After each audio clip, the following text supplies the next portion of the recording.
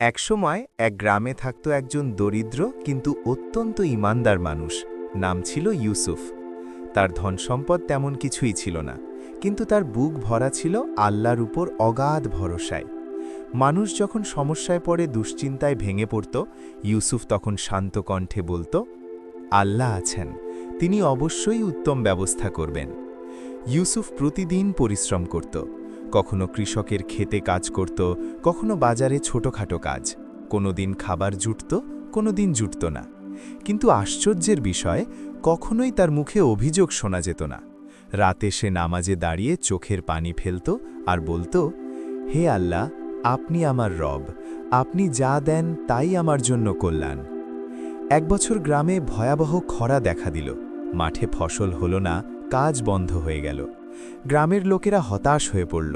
অনেকেই বলল, এভাবে আল্লাহর উপর ভরসা করে বসে থাকলে তো না খেয়ে মরতে হবে।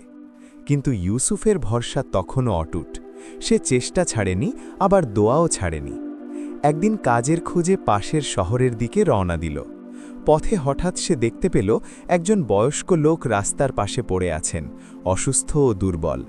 ইউসুফ নিজের সামান্য খাবার আর পানি সেই লোকটিকে দিয়ে দিল। মনে মনে বলল, হে আল্লাহ, আপনার সন্তুষ্টির জন্যই এটা করলাম। লোকটি ছিল সেই শহরের একজন ধনী ব্যবসায়ী। কিছুক্ষণ পর তার লোকজন এসে তাকে নিয়ে গেল। যাওয়ার আগে বৃদ্ধ ইউসুফকে বললেন, বেটা, তুমি আমাকে বিপদের সময় সাহায্য করেছ।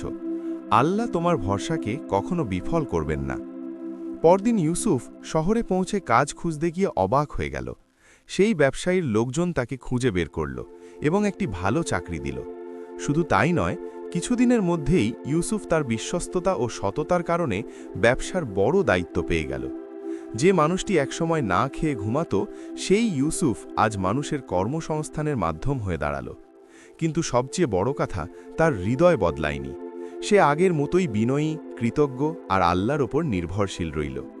ইউসুফ একদিন বলল, আমি কখনো জানতাম না সাহায্য কোথা থেকে আসবে। আমি শুধু জানতাম আল্লাহ আছেন, আর সেটাই যথেষ্ট ছিল। গল্পের শিক্ষা: আল্লাহর ওপর ভরসা কখনো খালি হাতে ফেরায় না। ধৈর্য ও চেষ্টা, এই দুইয়ের সঙ্গে তাওয়াক্কুল থাকলে ফল হয় মিষ্টি। দেরি হতে পারে, কিন্তু আল্লাহর সিদ্ধান্ত কখনো ভুল হয় না। সত্যি, আল্লাহর উপর ভরসার ফল খুবই মিষ্টি।